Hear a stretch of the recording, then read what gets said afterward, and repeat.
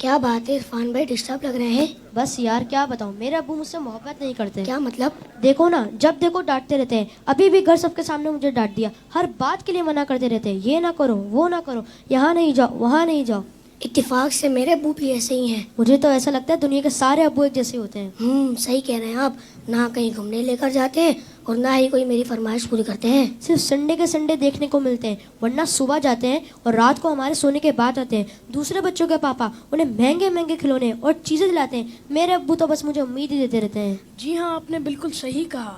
دنیا کے سارے ابو ایک جیسے ہی ہوتے ہیں.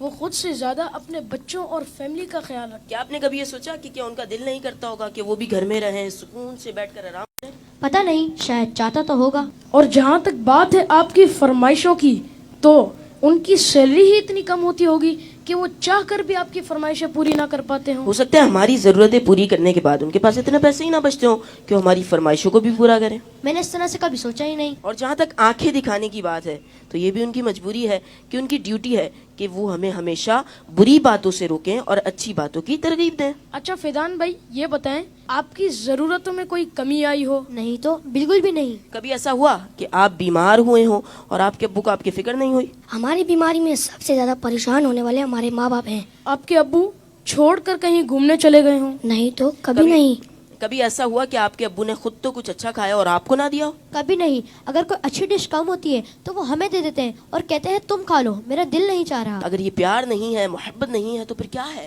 ماں اور باپ دونوں ہی محبت کرتے ہیں، لیکن ماں کی محبت نظر آ جاتی ہے اور باپ کی محبت کو محسوس کرنا پڑتا ہے. میں کتنا غلط سوچ رہا تھا اپنے ابو کے بارے میں.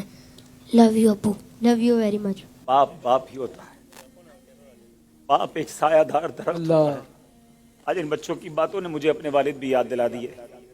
واقعی اچھے کھانے انہوں نے ہمیں ہی کھلائے، اچھی چیزیں انہوں نے ہمیں ہی عطا کی. اور وہ بچے جن کے والدین ان کی فرمائشیں پوری نہیں کرتے نا، انہیں یہ سوچنا چاہیے. صرف میں بچوں سے بات نہیں کروں گا، گھر کے اور بھی افراد ہیں، زوجہ بھی ہے، بیٹی بھی ہے. وہ کہتی ابو آپ ہمارے لیے کچھ لاتے نہیں ہیں. بیوی کہتی شوہر سے آپ کچھ لاتے نہیں. اس بیچارے سے تو پوچھو اس کی مجبوری کیا ہے. صبح سے گھر سے نکلتا ہے، چاہے سردی ہو چاہے گرمی ہو.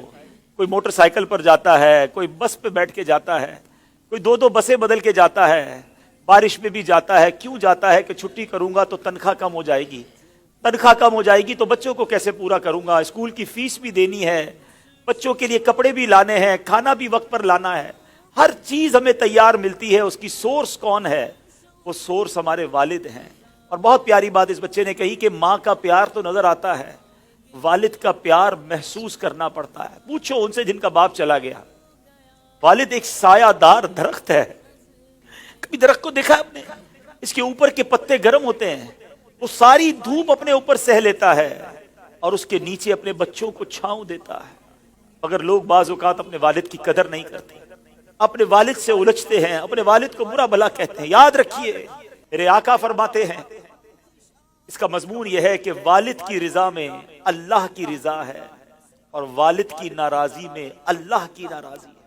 کبھی اپنے باپ کو ناراض مت کرنا. اگر وہ بوڑھے ہو گئے ہیں تو اب تمہاری باری آئی ہے، ان کی خدمت کرو. انہیں یہ احساس دلاؤ کہ اب میری باری ہے آپ کی خدمت کرنے کی. ہم اپنی ماں کو تو کہہ بیٹھتے کہ ماں میں تم سے بہت پیار کرتا ہوں. میں ساری دنیا کے بچوں سے پوچھتا ہوں کہ کب اپنے باپ کو کہا تھا کہ ابو آئی لو یو، والد صاحب میں آپ سے بہت پیار کرتا ہوں. آپ دنیا میں آج میں جو کچھ ہوں ابا جان میں آپ کی وجہ سے ہوں. یہاں تک پہنچایا مجھے آپ نے ہے. ارے جس نے انگلی پکڑ کر چلانا سکھایا، جس نے ہر مشکل میں کہا گھبرانا نہیں، میں تمہارے ساتھ ہوں. کہیں پھنس جاتا تھا تو ابو کے پاس آتا تھا، وہ کہتے بیٹا میں سنبھال لوں گا. اب وہ جب چلے گئے اب پتا چلتا ہے کہ کون ہے جو سنبھالے گا. بچپن اور بڑھاپا برابر ہوتا ہے. جب ہم چھوٹے تھے ہم نے بڑی ضدیں کی، ہم نے بہت اپنی باتیں منوائیں. اب سمجھو والد صاحب کا جب بڑھاپا آ گیا تو میں نے ان کی باتیں ماننی ہے. ان کی غصے کو برا نہیں ماننا، ان کے ٹوکنے کو برا نہیں ماننا. کبھی باپ کا دل مت دکھانا. یہ مت کہنا کہ آپ کو نہیں معلوم. ارے اسے کہتے ہو کہ نہیں معلوم جس نے ہمیں چلنا سکھایا، جس نے ہمیں کھڑا ہونا سکھایا، ہر مشکل میں جس نے ہماری مدد کی. خدارا میں ساری دنیا کے بیٹوں سے، ساری دنیا کی بچیوں سے، ساری اولاد سے گزارش کرتا ہوں اگر تمہارے والد زندہ ہیں ان کو خوش رکھنا. اور بوڑھے ہو گئے تو اب احساس دلاؤ ان کو کہ ابو جان آپ نے بڑا کام کیا ہمارے لیے. बड़ी मेहनत की, अब हमारी बारी है आपकी खिदमत करने की। अब हम आपको सुख पहुंचाएंगे, अब आप किसी टेंशन में ना रहे। मेरे पास जो कुछ है अब्बू जान ये सब आपका है, आपकी वजह से है। दुख है उस औलाद पर जो अपने वालिद को कहती है कि ये मेरा है, आपका नहीं है, मैंने कमाया है, आपने नहीं कमाया। ये कभी मत कहना। मेरे पास जो कुछ है, जो शराफत है, जो इज्जत है, जो दौलत है, वो सब कुछ माँ बाप की वजह से है, वो वालिद की वजह से बिलखुसूस है। अपने वालिद को बुढ़ापे में खुशी देना, और जिनके माँ बाप चले गए अब उनके लिए खूब इसाले सवाब करे, उनकी कब्र पर जाया करे, वहां दुआएं किया करे। बड़ी प्यारी दुआ है, आओ आखिर में मिलकर हाथ उठाइए, अपने माँ बाप के लिए जो कुरानी दुआ है वो करते हैं। अल्लाहुम्मा रहमहुमा कमा रब्बयानी सगीरा। ए अल्लाह हमारे माँ बाप पर रहम फरमा, जैसा उन्होंने बचपन में हम पर रहम फरमाया। जिनके माँ बाप जिंदा है मौला उनको हयाती अता फरमा, सेहत अता फरमा, नेकियों वाली तवील जिंदगी अता फरमा। और जिनके माँ बाप चले गए ए अल्लाह उनकी कब्रों को जन्नत का बाग बना दे, उनकी बेहिसाब मग़फ़िरत फरमा। तेरे दरबार में हम दुआ करते हैं, उन्होंने हम पर बड़ी मेहरबानियां की हैं, तू हमारे माँ बाप पर मेहरबानी फरमा।